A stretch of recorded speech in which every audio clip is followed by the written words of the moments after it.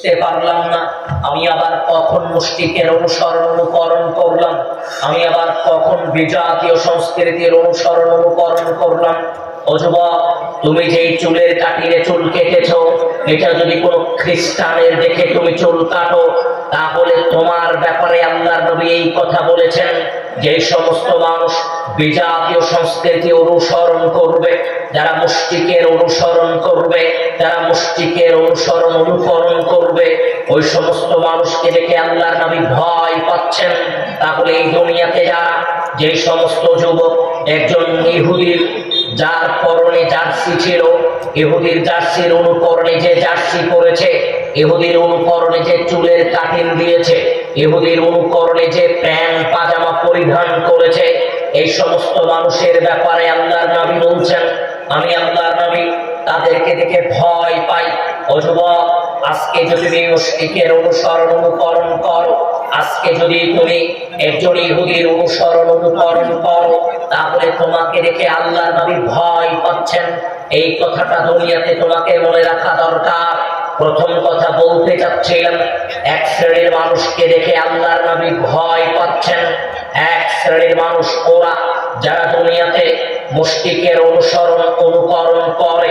যুবক, তুমি এই কথাটা একটু মনে রাখবা ভাই। দ্বিতীয় নম্বরে যেই কথাটা বলতে চাচ্ছিলাম, আল্লাহর নবী বললেন, ও আদম সন্তান, মান তাশাব্বাহা বিকাওমিন ফাহুয়া মিনহুম। যে মানুষ দুনিয়াতে যেই কওমের অনুসরণ করবে, যে মানুষ দুনিয়াতে যেই জাতির অনুসরণ অনুকরণ করবে, ওই মানুষ ওই দিন থেকে ওই জাতির ভিতরে গণ্য হয়ে যাবে। ওই মানুষ ওই দিন থেকে ওই কওমের ভিতরে গণ্য হয়ে যাবে। তার মানে যুবক, তোমাকে যেটা বলতে চাচ্ছিলাম, আজকের দুনিয়াতে তুমি যদি হিন্দুর সংস্কৃতিকে গ্রহণ করো, তাহলে আল্লাহর নবীর পরিভাষায় তুমি হিন্দুর গোত্রের ভিতরে শামিল হয়ে গেছো। আজকের দুনিয়াতে যদি তুমি কোন ইহুদির অনুসরণ করো, তাহলে তুমি ইহুদির ভিতরে গণ্য হয়ে গেছো। আজকের দুনিয়াতে যদি তুমি কোন নাসারার অনুসরণ করো, তাহলে তুমি তাদের ভিতরে গণ্য হয়ে গেছো। আল্লাহর নবী বললেন, যে মানুষ যেই কওমের অনুসরণ করবে, যে মানুষ যে জাতির অনুসরণ করবে, ওই মানুষ ওই জাতির ভিতরে গণ্য হয়ে যাবে। মুসলমান শর্তেও আল্লাহ তোমাকে হিন্দুর কাতারে দাঁড় করাবেন, মুসলমান শর্তেও আল্লাহ তোমাকে ইহুদির কাতারে দাঁড় করাবেন, মুসলমান শর্তেও আল্লাহ তোমাকে বিজাতীয়দের কাতারে দাঁড় করাবেন। তার কারণ, তুমি তাদের অনুকরণে চুলের কাটিং দিয়েছো, তুমি তাদের অনুকরণে প্যান্ট পাজামা জার্সি পরিধান করেছো, তুমি তাদের অনুকরণে তাদের নামে সেই সাংস্কৃতিক অনুষ্ঠান খুব সাদরে সেগুলোতে অংশগ্রহণ করেছো। ও যুবক, দ্বিতীয় নাম্বার একটু মনে রাখার চেষ্টা করবা, যে মানুষ কোন কওমের অনুসরণ করলো, সে তার ভিতরে গণ্য হয়ে গেল। তৃতীয় নাম্বারে তোমাকে একটু কথা বলে আমি আমার মূল আলোচনায় চলে যাব। ও যুবক, ইবনে মাসউদ রাদিয়াল্লাহু আনহু قال, ইবনে মাসউদ রাদিয়াল্লাহু আনহু বলছেন, قال রাসূলুল্লাহ সাল্লাল্লাহু আলাইহি ওয়াসাল্লাম, রাসূল সাল্লাল্লাহু আলাইহি ওয়াসাল্লাম বলছেন, ও আদম সন্তান শোনো, লা তাযালুল কদমা ইবনু আদম ইয়াওমাল কিয়ামা। বিচারের ময়দানে পৃথিবীর প্রতিটা মানুষ আল্লাহর সম্মুখে দাঁড়াবে। বিচারের ময়দানে পৃথিবীর প্রতিটা মানুষ আল্লাহ সুবহানাহু ওয়া তাআলার সম্মুখে দাঁড়াবে। আপনি দাঁড়াবেন, আমি দাঁড়াবো। পৃথিবীর শুরু থেকে পৃথিবীর শেষ অবধি যত মানুষ এই দুনিয়াতে আগমন করেছে, সমস্ত মানুষ আল্লাহর সামনে দাঁড়াবে। আল্লাহ নবী বলছেন, হাত্তা ইসআলান খামসিন। মানুষ যদি 5টা প্রশ্নের জবাব দিতে না পারে, মানুষকে আল্লাহ এক চুলে এই দিক সেই দিক নড়াচড়া করতে দিবেন না। ও ভাইজান, আপনাকে লক্ষ্য করে বলতে চাচ্ছিলাম, ও যুবক, তোমাকে লক্ষ্য করে বলতে চাচ্ছিলাম, আল্লাহর নবী বললেন, পৃথিবীর প্রতিটা মানুষকে 5টা প্রশ্ন জিজ্ঞেস করা হবে। 5টা প্রশ্নের উত্তর দেওয়ার জন্য প্রস্তুত থাকতে হবে। তার এক, আল্লাহ জিজ্ঞেস করবেন, আনন্দিহি, আমি আল্লাহ তোমাকে 60-70 বছরের হায়াত দিয়েছিলাম, এই 60-70 বছরের হায়াত কোথায় কাটিয়েছো, কিভাবে কাটিয়েছো, কোন পথে কাটিয়েছো, আমি আল্লাহ আমাকে হিসাব দাও। ও মুরব্বী, আপনাকে লক্ষ্য করে বলতে চাচ্ছিলাম, ও মুসলমান, আপনাকে লক্ষ্য করে বলতে চাচ্ছিলাম, যাচ্ছিলাম। আল্লাহর নবী বললেন, আল্লাহ জিজ্ঞেস করবেন আমরিহি, আমি আল্লাহ তোমাকে 60-70 বছরের হায়াত দিলাম। 60-70 বছরের হায়াত কোথায় কাটিয়েছো, কিভাবে কাটিয়েছো, কোন পথে কাটিয়েছো? আমি আল্লাহ, আমাকে হিসাব দাও। মুরব্বী ঘন্টার পরে ঘন্টা চা স্টলে কাটিয়েছেন, ঘন্টার পরে ঘন্টা সিনেমা মুভি দেখে কাটিয়েছেন, ঘন্টার পরে ঘন্টা বাজারে কাটিয়েছেন, ঘন্টার পরে ঘন্টা অনর্থক সময় নষ্ট করে কাটিয়েছেন। আপনাকে লক্ষ্য করেই বলতে যাচ্ছিলাম, আল্লাহ নবী এটাই বললেন, এই দুনিয়াতে মানুষকে যে হায়াত দেওয়া হয়েছে, এই হায়াতের ব্যাপারে তাকে জিজ্ঞেস করা হবে, আপনাকে জিজ্ঞেস করা হবে। 60 বছরের হিসাব তুমি আজকে আমাকে দিয়ে দাও। আপনি কি করে আল্লাহকে বলবেন, আল্লাহ আমি তো ঘন্টার পরে ঘন্টা চা স্টলে কাটিয়েছি? কি করে আল্লাহকে বলবেন? ঘন্টার পরে ঘন্টা সিনেমা মুভি দেখে কাটিয়েছি। আপনাকে একটু হিসাব করা দরকার। যুবক ভাই, তোমাকে লক্ষ্য করে যেটা বলতে চাচ্ছিলাম, আল্লাহ জিজ্ঞেস করবেন আন শাবাবিহি, আমি আল্লাহ তোমাকে যৌবন কাল দিয়েছিলাম। যৌবন কাল কোথায় কাটিয়েছো, কিভাবে কাটিয়েছো, কোন পথে কাটিয়েছো? আমি আল্লাহ, আমাকে হিসাব দাও। যুবক, তোমাকে লক্ষ্য করে বলি ভাই, তোমার যৌবন কালের ব্যাপারে আল্লাহ তোমাকে জিজ্ঞেস করবেন। মেয়ে মানুষের পিছনে কাটিয়েছো, সিনেমা মুভি দেখে কাটিয়েছো, নেশাদার দ্রব্য পান করে কাটিয়েছো, ফ্রি ফায়ার পাবজি খেলে কাটিয়েছো। জীবনের প্রত্যেকটা মুহূর্তের হিসাব আল্লাহ তোমার কাছ থেকে চাইবেন বিচারের ময়দান। এই দিনের হিসাব দেওয়ার জন্য তোমাকে প্রস্তুত থাকতে হবে। ও যুবক ভাই, তোমাকে লক্ষ্য করে কয়েকটা কথা বলতে চাচ্ছি। 3টা কথা মনে রাখার চেষ্টা করতে হবে, নতুবা আলোচনা বোঝা যাবে না। তার এক, যে মানুষ কোন কওমের অনুসরণ করলে সেই মানুষ সেই কওমের ভিতরে গণ্য হয়ে যাবে। 2য় নম্বরে, তোমার যৌবন কালের হিসাব আল্লাহ বুঝিয়ে চাইবেন। যৌবন কালের হিসাব আল্লাহকে বুঝিয়ে দিতে হবে। 3য় নাম্বার, এক শ্রেণীর মানুষকে দেখে আল্লাহ নবী ভীত সন্ত্রস্ত ভয় পাচ্ছেন। যে শ্রেণীর মানুষগুলো বিজাতীয় সংস্কৃতি অনুসরণ করে, পশ্চিমা সংস্কৃতি অনুসরণ করে, যে মানুষগুলো মুশরিকদের সংস্কৃতি অনুসরণ করে, এই মানুষগুলোকে দেখে আল্লাহ নবী ভয় পাচ্ছেন। ও যুবক, আজকের দুনিয়াতে যুবক শ্রেণীর বড় মানুষগুলো, এই ভাইগুলো যেই ব্যাধিতে আক্রান্ত, তার প্রথম ব্যাধি আজকে কয়েকটি বলার চেষ্টা করব সময় সাপেক্ষে। ও যুবক, আজকের অধিকাংশ যুবক তার যৌবনকাল কাটিয়ে দেয়। একজন যুবক সকালবেলা ঘুম থেকে উঠেছে, বাদ্যযন্ত্র দিয়ে তার সকাল শুরু হয়, পড়তে বসেছে, তবুও বাদ্যযন্ত্রের প্রয়োজন হয়। স্কুল কলেজে গেছে, তবুও বাদ্যযন্ত্রের প্রয়োজন হয়। জীবনের প্রতিটা মুহূর্তে সে বাদ্যযন্ত্রের সাথে সম্পৃক্ত থেকে কাটানোর চেষ্টা করে। ও যুবক,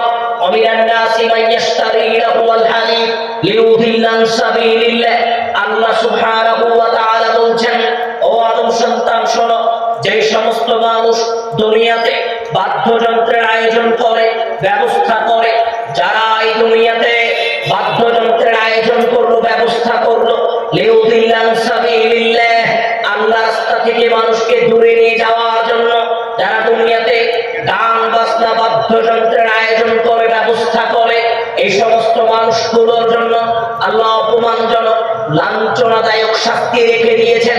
ও যুবক, তোমাকে যেটা বলতে চাচ্ছিলাম ভাই, আল্লাহ এই আয়াতে 2টা কথা বললেন। এক, দুনিয়াতে যারা গান বাজনা বাদ্যযন্ত্রের আয়োজন করবে, ব্যবস্থা করবে, যারা সাংস্কৃতিক অনুষ্ঠানের নামে বাদ্যযন্ত্রের ব্যবস্থা করবে, এই সমস্ত মানুষগুলোকে আল্লাহ অপমানজনক লাঞ্ছনাদায়ক শাস্তি প্রদান করবেন। 2য় নম্বরে আল্লাহ বললেন, লিউদিল্লান সাবিলিল্লাহ, গান বাজনা বাদ্যযন্ত্র মানুষকে আল্লাহর রাস্তা থেকে দূরে নিয়ে যায়। তার মানে যুবক, এই কান দিয়ে যদি কেউ গান বাজনা বাদ্যযন্ত্র শুনে, ও যুবক তুমি মনে রাখবা ভাই, এই কানে যদি বাদ্যযন্ত্র ঢুকে, এই কানে আল্লাহর কথা ঢুকবে না।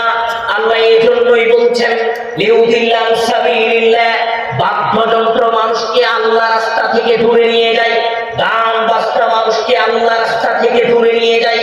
ও যুবক, তোমার দ্বীনের পথে আসার অন্যতম একটি বাধা হচ্ছে এই বাদ্যযন্ত্র। দুনিয়াতে যারা বাদ্যযন্ত্র শুনে, গান শুনে, দুনিয়াতে যারা গান বাজনার সাথে সম্পৃক্ত থাকে এই সমস্ত মানুষের দিনে ফেরা অত্যন্ত জটিল ও কঠিন। এজন্য যুবক তোমাকে লক্ষ্য করে কয়েকটা কথা বলি।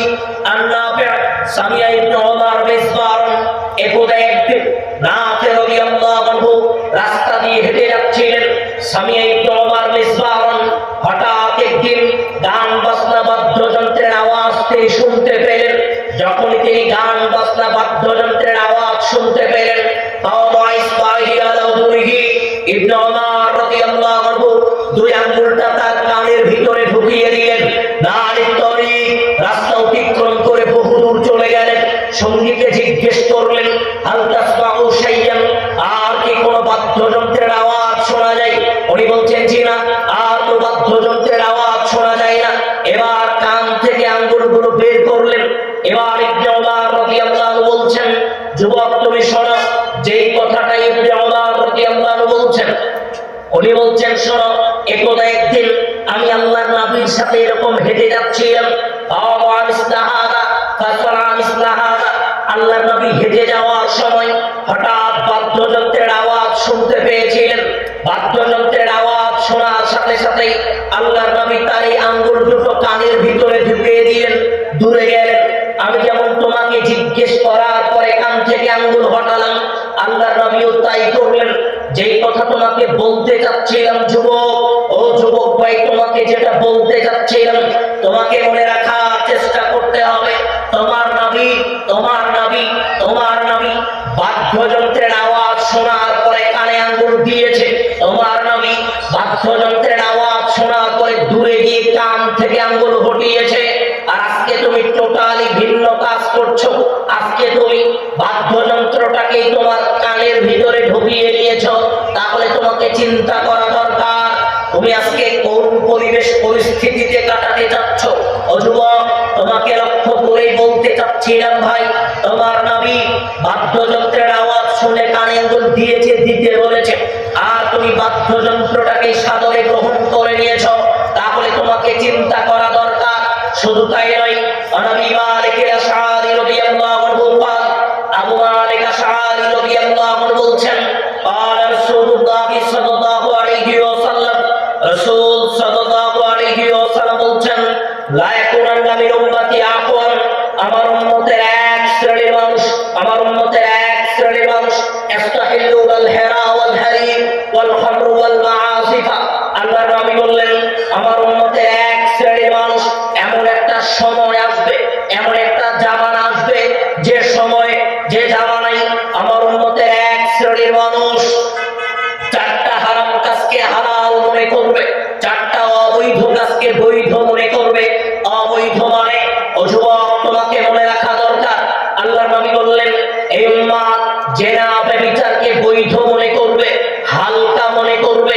এই উম্মাত নেশাদার দ্রব্য পান করাকে বৈধ মনে করবে, হালকা মনে করবে। এই উম্মাত রেশমি পোশাক পরাকে বৈধ মনে করবে, হালকা মনে করবে।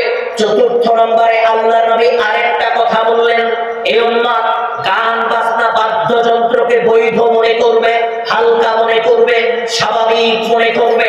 যে হাদিসে আপনাকে লক্ষ্য করে বলতে যাচ্ছিলাম, অন্তত আপনার একটু হলেও লজ্জা থাকা দরকার ছিল। হজ করেছেন, আল্লাহর ঘর তাওয়াফ করেছেন, তারপরও ছেলের বিয়ের অনুষ্ঠানে 3 দিন 4 দিন যাবত বাদ্যযন্ত্র বাজে, লাউড স্পিকার ভাড়া করে, মাইক ভাড়া করে আপনি ছেলের বিয়ের অনুষ্ঠানে জোরে গান বাজনা বাদ্যযন্ত্র বাজাচ্ছেন। একটু হলেও লজ্জাবোধ থাকা দরকার ছিল। আপনাকে লক্ষ্য করেই বলি, আল্লাহর নবী এটাই বললেন, এই উম্মাত বাদ্যযন্ত্রকে স্বাভাবিক মনে করবে, হালকা মনে করবে। জিরে ভাইজান, আজকে আপনার ড্রয়িং রুম, আপনার ঘর বাদ্যযন্ত্র চলছে, মুসলমানের হোটেল বাদ্যযন্ত্র চলছে, গাড়িতে ওঠেন বাদ্যযন্ত্র চলছে, বাজারে যান বাদ্যযন্ত্র চলছে, মুসলমানের বিয়ের অনুষ্ঠান বাদ্যযন্ত্র চলছে। তার মানে এই বাদ্যযন্ত্র মানুষের নিকটে তেমন কোনো পাপ না। আজকের দিনে আপনাকে যদি বলা হয়, মুরব্বী, কি ব্যাপার, আপনার ছেলের বিয়ের অনুষ্ঠানে এত জোরে গান বাজাচ্ছেন, আপনি তো হজ করেছেন, একটু আস্তে বাজালে ভালো হয়, অথবা না বাজালে আরো ভালো হয়। মুরব্বী যখন বলছে আরে ছেলের বিয়ে কি প্রতিদিন দিব, একদিন ছেলের বিয়ে দিচ্ছি, একটু গান বাজনা বাজালাম, তাতে সমস্যা কি? যিনি আপনাকে লক্ষ্য করে বলতে চাচ্ছে মুরব্বী, আপনার মতো মুরব্বী হাজী সাহেব গুলোকে আল্লাহ কি তাড়াতাড়ি জাহান্নামে ঢুকাবেন। আপনি দায়ুস, আপনি পরিবার আহাল পরিবারকে নিয়ন্ত্রণে রাখতে পারেননি।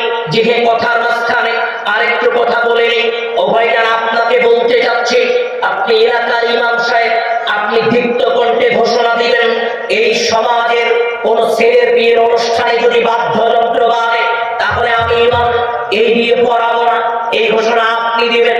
আপনি কাজী সাহেব, আপনি ঘোষণা দিবেন এই সমাজের কোন ছেলের বিয়ের অনুষ্ঠানে যদি বাদ্যযন্ত্র বাজে তাহলে আমরা এই বিয়ে পড়াবো না। আপনি মসজিদের সভাপতি সেক্রেটারি, আপনি ঘোষণা দিলেন আমার সমাজের কোন ছেলের বিয়ের অনুষ্ঠানে যদি বাদ্যযন্ত্র বাজে তাহলে আমি সভাপতি ঘোষণা দিলাম ওই মুসল্লিকে মসজিদ থেকে বের করে দেওয়া হবে। ঘোষণা আপনি দিলেন, নতুবা সমাজ সংস্কার হবে না।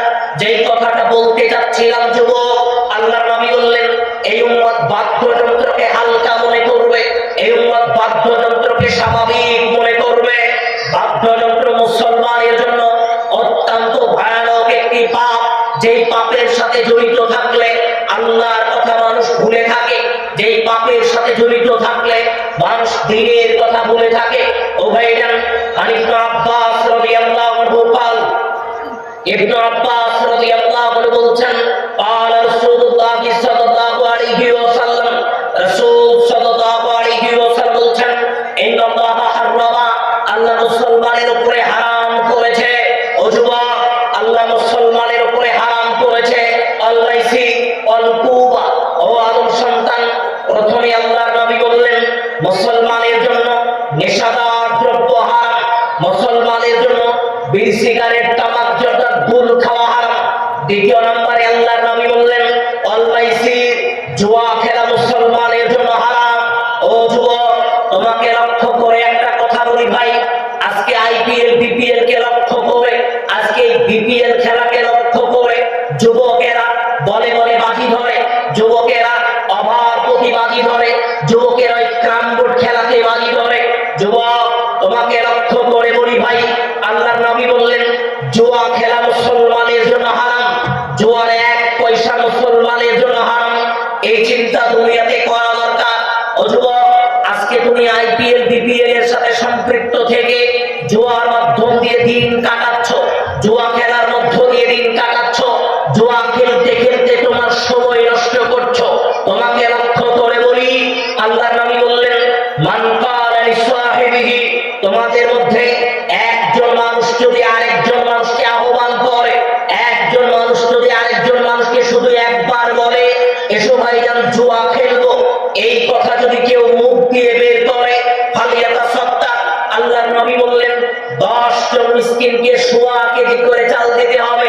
তার মানে যুবক, তোমাকে একটু বুঝিয়ে বলি, সকালবেলা তুমি তোমার বন্ধুকে ফোন করে বলেছো বন্ধু আজকে বিকেল বেলা খেলা হবে, তুমি অমুক দল আমি অমুক দল, আমি 5000 তুমি 5000, আমরা বাজি ধরবো।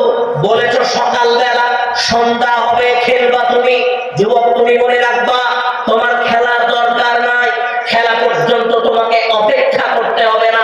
মুখ দিয়ে বের করেছো এই জন্যই 10 জন মানুষকে সোয়া কেজি করে চাল দিতে হবে। এটা এক আশ্চর্য পাপ, এটা খেলতে হয় না, এই খেলা পর্যন্ত আসতে হয় না, এ সময় পর্যন্ত অপেক্ষা করতে হয় না। মুখ দিয়ে বের করেছে এই জন্যই 10 জন মিসকিনকে সোয়া কেজি করে চাল দিতে হবে। তাহলে মানুষকে বুঝতে হবে জুয়া কত ভয়ানক পাপ, জুয়ার প্রতিটা অর্থ মানুষের জন্য হারাম। জুয়ার এক পয়সা যদি লক্ষ টাকার ভিতরে ঢুকে যায়, জুয়ার এক পয়সা যদি হাজার হাজার কোটি টাকার ভিতরে ঢুকে যায়, সমস্ত টাকাকে অবৈধ করে দিবে, সমস্ত টাকাকে হারাম করে দিবে।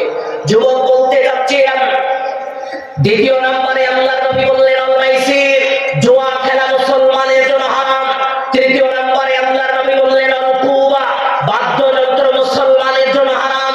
আজকে যুব সমাজ হেডফোন লাগিয়ে রাত দিন অধিকাংশ সময় নষ্ট করে, গান বাজনা শুনতে শুনতে জীবনের অধিকাংশ সময় নষ্ট করে। আমি উমামা রাদিয়াল্লাহু আনহু قال, উমামা রাদিয়াল্লাহু আনহু বলছেন قال রাসূলুল্লাহ সাল্লাল্লাহু আলাইহি ওয়াসাল্লাম,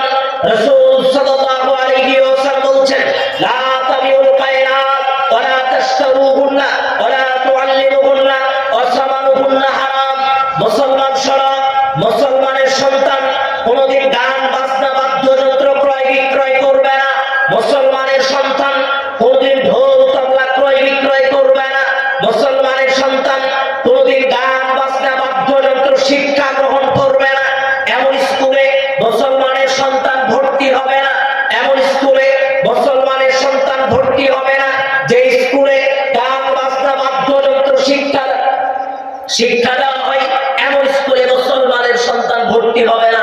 ও ভাইজান, আপনাকে লক্ষ্য করে বলতে চাচ্ছিলাম, মুরব্বী আপনাকে লক্ষ্য করে বলতে চাচ্ছিলাম, আল্লাহর নবী বললেন এমন স্কুলে মুসলমানের সন্তান ভর্তি করানো হারাম।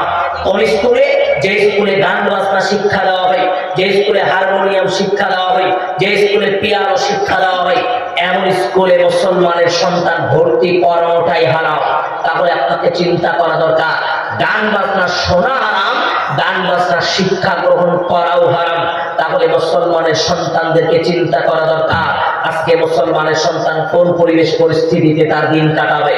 আনাস রাদিয়াল্লাহু আনহু قال আনাস রাদিয়াল্লাহু আনহু বলছেন قال রাসূলুল্লাহ সাল্লাল্লাহু আলাইহি ওয়াসাল্লাম, রাসূল সাল্লাল্লাহু আলাইহি ওয়াসাল্লাম বলছেন, ও পৃথিবীর মানুষ শোনো, আদম সন্তান শোনো, আল্লাহর নবী বললেন লা ইয়াকুনান্না মিন উম্মতি, আমার আল্লাহর নবী বললেন এই উম্মতের উপরে এমন একটা সময়, এমন একটা জামানা, যে সময়ে এই উম্মতের উপরে তিনটা বিপদ আসবে। খালফুন মাসকুন ফাসকুন, এই উম্মতের উপরে তিনটা বিপদ আল্লাহ চাপিয়ে দিবেন। অন্য কোন জাতিকে দিয়ে এই জাতিকে নির্যাতন করা হবে, এই জাতির আকার আকৃতিকে বিকৃত করে দেওয়া হবে, এই উম্মতের মাঝে মাঝে ভূমিধস হবে, ভূমিকম্প হবে। তিনটা বিপদ আসবে তিনটা পাপের কারণে। এক, ইদা শারিবুল খামর, যখন এই উম্মত বেশি বেশি নেশাদার দ্রব্য পান করবে, যখন এই উম্মত বেশি বেশি বিড়ি সিগারেট তামাক জর্দা গুল পান করবে। আমাকে একটু বলার অনুরোধ করা হয়েছিল, কথাটা আপনাকে বলে নেই। ও ভাইয়া, ও যুবক ভাই, তোমাকে কথাটা বলে নেই। আল্লাহর নবী বললেন যখন এই উম্মত বেশি বেশি বিড়ি সিগারেট পান করবে, যখন এই উম্মত বেশি বেশি নেশাদার দ্রব্য পান করবে, তখন এই উম্মতের উপরে তিনটা বিপদ আসবে, তিনটা বিপদ। মুরব্বী আপনাকে লক্ষ্য করে একটা কথা বলা অত্যন্ত জরুরি মনে করছে। আজকে বড় অবাক হয়ে যাই, মসজিদের ভিতরে একজন মুরব্বী সালাত করছে, প্রথমে সিগারেটের প্যাকেট রেখেছে, তার উপরে ম্যাচ রেখেছে, ওই জায়গায় সিজদার জায়গায় রেখে দিয়ে সালাত করছে। চিন্তা করা যায়?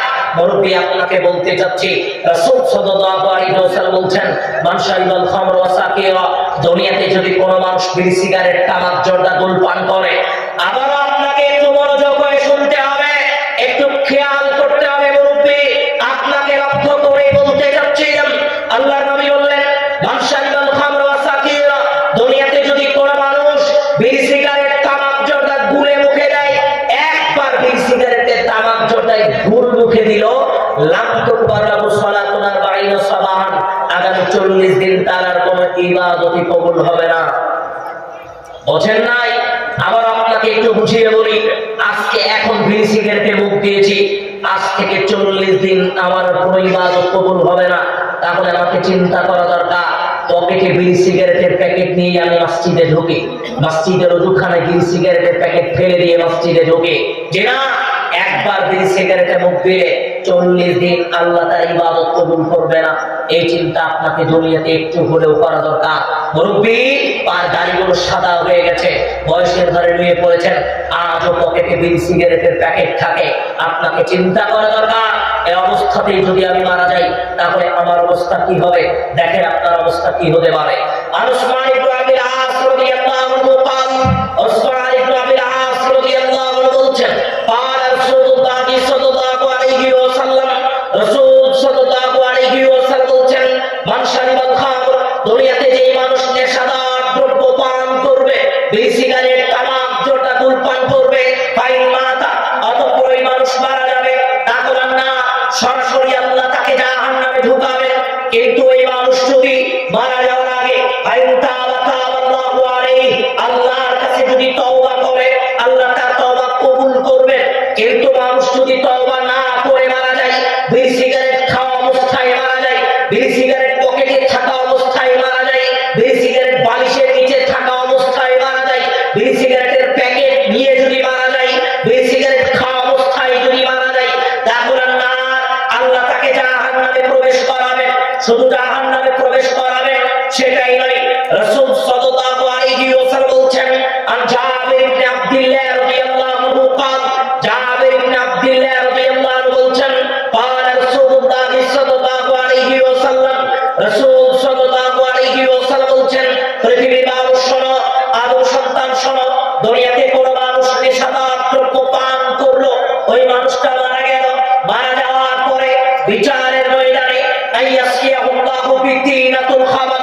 আল্লাহ তাদেরকে তিনাতুল খাবাল খাওয়াবেন। সাহাবীরা বলছেন আল্লাহর নবী, দুনিয়াতে যারা বিড়ি সিগারেট খেয়ে মারা গেল, দুনিয়াতে যারা বিড়ি সিগারেট পান করতে করতে মারা গেল, আল্লাহ তাদেরকে তিনাতুল খাবাল খাওয়াবেন। আল্লাহর নবী, তিনাতুল খাবাল আবার কেমন খাবার, এটা আবার কেমন খাদ্য? এবার আল্লাহর নবী সাহাবীদেরকে বলছেন, শোনো, আও আরকু আহলিনা আও উসারকু আহলিনা, জাহান্নামীদের পচা রক্ত, পচা পুষ, এটা সংমিশ্রণ করে যে খাবার হয় এর নাম তিনাতুল খাবার। এটা আল্লাহ কাদেরকে খাওয়াবেন? দুনিয়াতে যারা বিড়ি সিগারেট তামাক জর্দা গুল পান করেছে আল্লাহ তাদেরকে খাওয়াবেন। কথা কি বুঝতে পারছেন? কথা কি বুঝতে পারছেন? কথা বলেন, কথা কি বোঝা যায় না? কোনো সমস্যা? তাহলে একটু মনোযোগ হতে হবে, আশেপাশে পরে দেখেন, আগে একটু মনোযোগী হন। বলতে চাচ্ছিলাম, দুনিয়াতে যারা বিড়ি সিগারেট তামাক জর্দা গুল পান করবে, এই কথা বললে অনেক মানুষ লজ্জা পেয়ে যায়, অনেক মানুষ রাগ হয়ে উঠে চলে যায়। জিনা হয়ে যান, আমার সাথে আপনার কোনো শত্রুতা নাই, আমি আপনাকে সাবধান করার জন্য বলছিলাম। দুনিয়াতে যারা বিড়ি সিগারেট তামাক জর্দা গুল পান করে মারা যাবে, কথা ছাড়াই আল্লাহ তাদেরকে জাহান্নামে পাঠাবেন। জাহান্নামে পাঠানোর পরে জাহান্নামীদের পচা রক্ত এবং পুষ সংমিশ্রণ করে আল্লাহ তাদেরকে খেতে দিবেন। ওই সমস্ত মানুষকে খেতে হবে। ও মুসলমান, এর চাইতেও কঠিন কথা আল্লাহর নবী ব্যক্ত করেছেন। আবু হুরায়রা রাদিয়াল্লাহু আনহু قال, আবু হুরায়রা রাদিয়াল্লাহু আনহু বলছেন, قال রাসূলুল্লাহ সাল্লাল্লাহু আলাইহি ওয়াসাল্লাম, রাসূল সাল্লাল্লাহু আলাইহি ওয়াসাল্লাম বলছেন, মুদমিনুল খামর কাবিদিল ওয়াসান, দুনিয়াতে কোন মানুষ যদি বিড়ি সিগারেট তামাক জর্দা গুল পান করে, দুনিয়াতে কোন মানুষ যদি বিড়ি সিগারেট খায়, একজন হিন্দু মূর্তি পূজা করলে যেমন পাপ হয়, একজন হিন্দু মূর্তি পূজা করলে যেমন পাপ হয়, বিড়ি সিগারেট খাওয়া মানুষের সমপরিমাণ পাপ হয়। শুধু তাই নয়, আবু দারদা রাদিয়াল্লাহু আনহু قال, আবু দারদা রাদিয়াল্লাহু আনহু বলছেন, قال রাসূলুল্লাহ সাল্লাল্লাহু আলাইহি ওয়াসাল্লাম, রাসূল সাল্লাল্লাহু আলাইহি ওয়াসাল্লাম বলছেন, লা ইয়াদখুলুল জান্নাহ, ওরা জান্নাতে যাবে না। লা ইয়াদখুলুল জান্নাহ, ওরা জান্নাতে যাবে না। আবিদুল ওয়াসান, যে সমস্ত মানুষ মুদমিনুল খামর, দুনিয়াতে যারা বিড়ি সিগারেট তামাক জর্দা গুল পান করে, এরা জান্নাতে যাবে না। একটু খেয়াল করবেন। আব্দুল্লাহ ইবনে আমর রাদিয়াল্লাহু আনহু قال, আব্দুল্লাহ ইবনে আমর রাদিয়াল্লাহু আনহু বলছেন, চার শ্রেণীর মানুষ লা ইয়াদখুলুল জান্নাহ, ওরা জান্নাতে যাবে না। চার শ্রেণীর মানুষ জান্নাতে যাবে না। তার মধ্যে এক, মুদমিনুল খামর, দুনিয়াতে যারা বিড়ি সিগারেট তামাক জর্দা গুল পান করে, এরা জান্নাতে যাবে না। আবার একটু খেয়াল করেন, আল্লাহর নবী বললেন, সালাসাতুল লা ইয়াদখুলুল জান্নাহ, তিন শ্রেণীর মানুষ জান্নাতে যাবে না। তার মধ্যে এক, মুদমিনুল খামর, দুনিয়াতে যারা বিড়ি সিগারেট তামাক জর্দা গুল পান করে। আবারও আল্লাহর নবী বললেন, সালাসাতুল লা ইয়াদখুলুল জান্নাত আবাদান, তিন শ্রেণীর মানুষ কখনো জান্নাতে যাবে না। এর ব্যাখ্যা অনেক। আল্লাহর নবী বললেন, এরা কোনোদিন জান্নাতে যাবে না। তার মধ্যে এক, মুদমিনুল খামর, দুনিয়াতে যারা বিড়ি সিগারেট তামাক জর্দা গুল পান করে। আবারও আল্লাহর নবী বললেন, সালাসাতুল লা ইয়াদখুলু ক্বাদ হারামাল্লাহু আলাইহিমুল জান্নাহ, তিন শ্রেণীর মানুষের জন্য জান্নাত হারাম। তিন শ্রেণীর মানুষের জন্য জান্নাত হারাম। তার মধ্যে এক, মুদমিনুল খামর, দুনিয়াতে যারা বিড়ি সিগারেট তামাক জর্দা গুল পান করে, এদের জন্য জান্নাত হারাম। ও ভাইরা, ও যুবক ভাই, মুরব্বী, আপনাকেও বলতে যাচ্ছিলাম, আজকের দুনিয়াতে নির্দ্বিধায় আপনি বিড়ি সিগারেট পান করছেন। আজকের দুনিয়াতে নির্দ্বিধায় আপনি নেশাদার দ্রব্যের সাথে সম্পৃক্ত। আল্লাহর নবী নেশাদার দ্রব্যের ব্যাপারে অনেক কথা ব্যক্ত করেছেন। আমি এত কথা বলতে যাচ্ছিলাম না। যুবক ভাই, তোমাকে রক্ষা করে দ্বিতীয় নম্বরে বলতে চাইলাম, দুনিয়ার জীবনে যে সমস্ত যুবক মাদকাসক্ত হয়ে পড়ে, যারা মাদক দ্রব্য সেবনে আসক্ত হয়ে পড়ে, এই সমস্ত যুবক দুনিয়াতে ধ্বংস হয়ে যায়। এদেরকে ফেরানো অত্যন্ত কঠিন হয়ে যায়। এজন্য আপনি অভিভাবক হিসেবে আপনার দায়িত্ব, আপনার সন্তান যেন কখনো মাদকাসক্ত না হয়। আপনার সন্তান যেন কোনো অবস্থাতে এমন পরিবেশে না যায় যে পরিবেশে গেলে আপনার সন্তান মাদকাসক্ত হবে। আপনার সন্তান কার সাথে ঘুরে, আপনার সন্তান কার সাথে চলাফেরা করে, আপনার সন্তান কার সাথে রাত্রে সময় কাটায়, আপনার সন্তান কার সাথে দিনের বেলা সময় কাটায়, অভিভাবক হিসেবে আপনাকে খেয়াল করা অত্যন্ত জরুরি। বলতে চাচ্ছিলাম, দ্বিতীয় নম্বরে বললাম, যুবক ভাই, আজকের যুব সমাজের অবনতির অবক্ষয়ের অন্যতম কারণ মাদকাসক্ত হয়ে পড়া। মাদক সেবন করার সাথে জড়িত যারা হয়, এই যুবক শ্রেণীর অবক্ষয়ের অন্যতম একটি কারণ হলো এটা। যুবক ভাই, তৃতীয় নম্বরে তোমাকে আর একটা আমরা আলোচনার শেষ পর্যায়ে আসবো। তৃতীয় নম্বরে আরেকটা কথা তোমাকে বলি, আজকে বড় অবাক হয়ে যাবেন। আল্লাহ নবী ওই কথাটা বললেন, লা ইয়াকুনান্না মিন উম্মতি আখওয়ান ইস্তাহিল্লুনাল হিরা ওয়াল হারির ওয়াল খামর ওয়াল মাআজিফা। আল্লাহ নবী বললেন, আমার উম্মত জেনা ব্যভিচারকে বৈধ মনে করবে, হালকা মনে করবে, হালকা।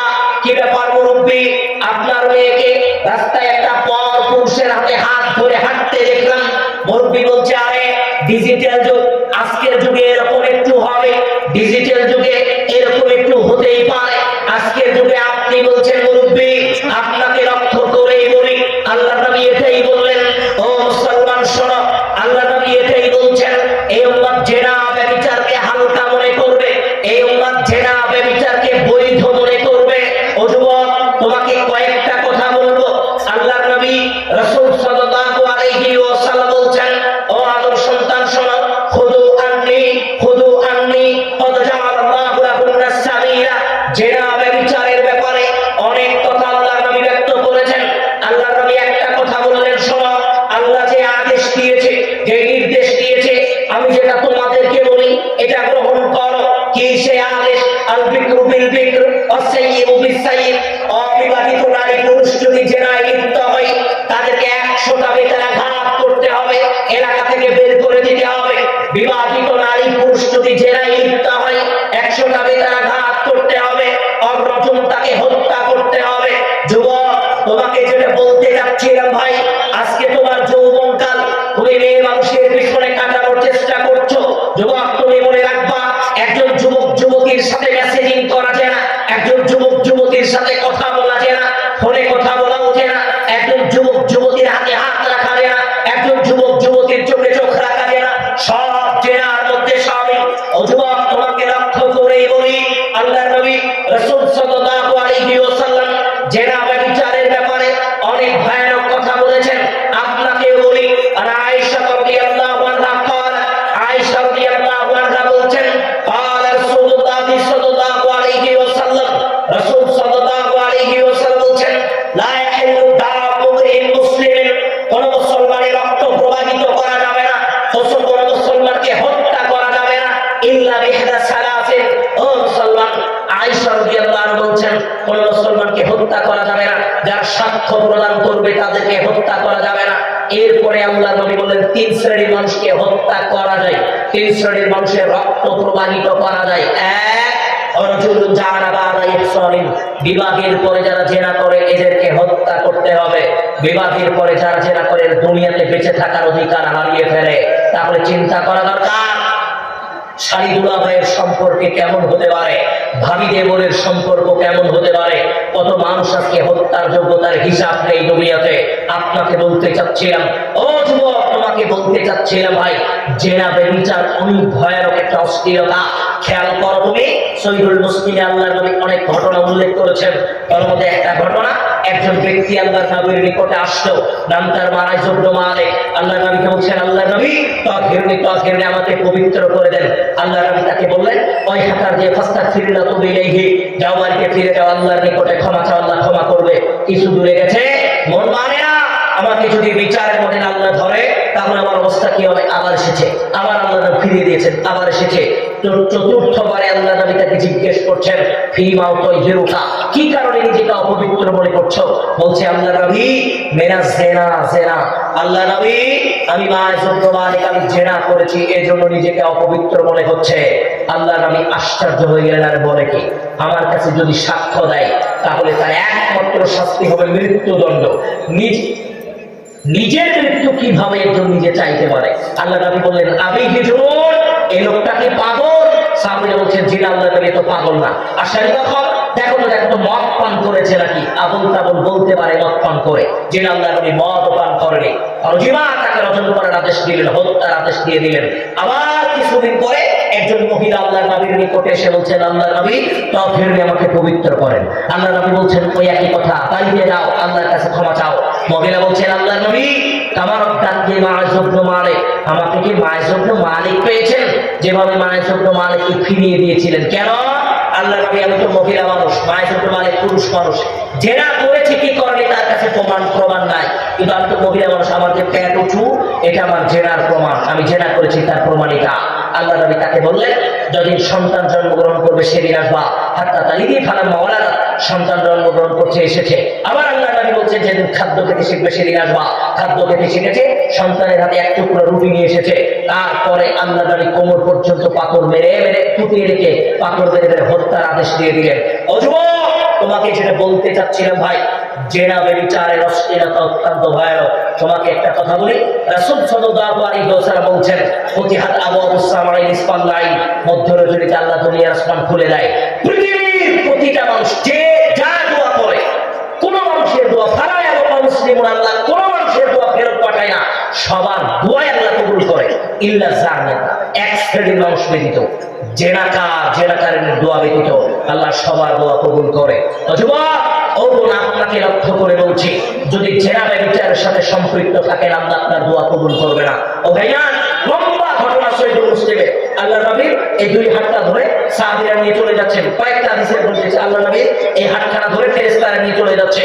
আল্লাহ নবী বলছেন এমন একটা কওমের নিকটে আমাকে নিয়ে যাওয়া হলো, এমন একটা গোত্রের নিকটে আমাকে নিয়ে যাওয়া হলো। কিভাবে নিয়ে যাওয়া হলো? আমি খেয়াল করছিলাম এই গোত্রের মানুষের পেট গুলো ফুলে ফেটে গন্ধ বের হচ্ছে। আমি জিজ্ঞেস করলাম ফেরেশতাদেরকে, মান হাউলাইয়া কারা? আল্লাহ নবী বললেন হাউলাই জানুরা ওয়া জাওয়ারি, এরা হচ্ছে আপনার উম্মতের জেনাকারী। ও যুবক, তোমাকে বলতে চাচ্ছিলাম ভাই, দুনিয়াতে যারা জেনা ব্যভিচারে সম্পৃক্ত থাকবে, কিয়ামতের দিন তাদের শরীর ফুলে ফেপে পচা গন্ধ বের হবে। কিয়ামতের দিন তাদের শরীর ফুলে ফেপে পচা গন্ধ বের হবে, যে গন্ধ সহ্য করার মতো ক্ষমতা মানুষের খুব কম। পচা দুর্গন্ধ, কান্নাহুল বারাহি, আল্লাহ নবী বলছেন যেমন ভাড়া। তাহলে চিন্তা করা দরকার, দুনিয়াতে যারা জেনা ব্যভিচারে সম্পৃক্ত থাকবে তাদের অবস্থা কেমন হবে। অতএব দুনিয়াতে জিএফআর পিএফ এর যে ব্যানার নিয়ে দুনিয়াতে যারা থাকে, এই সমস্ত যুবক ভাইদেরকে বলতে চাচ্ছি, প্রত্যেকটা পদক্ষেপে তুমি জেনার সাথে লিপ্ত, প্রতিটা মোবাইলের স্ক্রিনে বাটন, প্রত্যেকটা মেসেজের সাথে, প্রত্যেকটা ক্লিকের সাথে তুমি জেনা ব্যভিচারের সাথে সম্পৃক্ত। তোমাকে লক্ষ্য করে বলি, তোমার এই জেনা ব্যভিচারের অশ্লীলতা, এই জেনা ব্যভিচারের পাপাচার থেকে তোমাকে ফিরে আসতে হবে। আল্লাহ সুবহানাহু ওয়া তাআলা তোমাকে ফিরে আসার আহ্বান দিয়েছেন, আল্লাহর নবী আহ্বান দিয়েছেন। আমি যুবক ভাইদের সম্পর্কে যে তিনটা কথা বলতে চাচ্ছিলাম, ও যুবক, প্রথমে তোমাকে বলছিলাম ভাইজান, কোন মানুষ এক শ্রেণীর মানুষের উপরে আল্লাহর নবী এক শ্রেণীর মানুষকে দেখে ভয় পাচ্ছেন, তারা ওরা যারা দুনিয়াতে মুশরিকদের অনুসরণ করে। ও যুবক, আজকে যদি তুমি মুশরিকের অনুসরণ করো, তাহলে তোমাকে দেখে তোমার নবী ভয় পাচ্ছে। ভয় পাওয়া মানে, ও যুবক, তোমার নবী তোমাকে বলেছে প্যান্ট পাজামা টাকনোর উপরে পড়তে হবে, তুমি আজও প্যান্ট পাজামা টাকনোর নিচে পড়ো। কেন? প্যান্ট পাজামা টাকনোর উপরে পড়লে ওয়েস্টার্ন কালচার তোমাকে বলেছে গাইয়া গাইয়া লাগে। তুমি এটা মনে করে প্যান্ট পাজামা টাকনোর উপরে পড়তে পারো না, এটা মনে করে প্যান্ট পাজামা টাকনোর উপরে আজও উঠাতে পারো নি। বড় কষ্ট লাগে। 5 কিলোমিটার হেঁটে ফুটবল খেলা দেখতে যেতে হবে, 3 কিলোমিটার যাওয়ার পরে পানি। একজন যুবক প্যান্টটা কি সুন্দর গুছিয়ে টাকনোর উপরে ওঠায়, পানির ওই পারে গিয়ে প্যান্টটা আবার নামায়। ও যুবক, প্যান্ট পাজামা টাকনোর উপরে উঠিয়েছো কেন? পানিতে ভিজবে মনে করে, কিন্তু জাহান্নামে আল্লাহ তোমাকে ডুবাবে এই কথা মনে করে প্যান্ট পাজামা টাকনোর উপরে উঠাও না। তোমাকে লক্ষ্য করে আল্লাহ নবী বলছেন, এই সমস্ত মানুষগুলোর ব্যাপারে আমি নবী ভীত সন্তুষ্ট ভয় পাচ্ছি। তারা কারা? দুনিয়াতে যারা পশ্চিমা ওয়েস্টার্ন কালচারের সাথে সম্পৃক্ত, মুশরিকদের কালচারের সাথে সম্পৃক্ত, এদেরকে দেখে আল্লাহ নবী ভয় পাচ্ছেন। ও যুবক, তোমার দেহে তুমি একবার তোমার শরীরের দিকে তাকিয়ে দেখো, মাথা থেকে পা পর্যন্ত তাকিয়ে দেখো, তোমার ভিতরে যদি মুশরিকের সংস্কৃতি থাকে, তাহলে তোমার ব্যাপারে আল্লাহ নবী ভীত সন্তুষ্ট। অতএব তোমাকে বলতে চাচ্ছিলাম ভাই, তোমার জীবনে প্রত্যেকটা মুহূর্তে হিসাব আল্লাহ চাইবে, এই হিসাব তোমাকে দেওয়ার জন্য প্রস্তুত থাকতে হবে। আল্লাহ আমাদের যৌবন কালের গুরুত্ব দেওয়ার মতো তৌফিক দান করুন, আল্লাহুম্মা আমিন। আল্লাহ আমাদের যৌবন কালকে গুরুত্ব দেওয়ার মতো তৌফিক দান করুন, আল্লাহুম্মা আমিন। ওয়া আখির দাওয়ানা আলহামদুলিল্লাহি রাব্বিল আলামিন। আসসালামু আলাইকুম ওয়া রাহমাতুল্লাহ। আলহামদুলিল্লাহ, বারাকাল্লাহু আব্দুল্লাহ রাশেদ ভাইকে।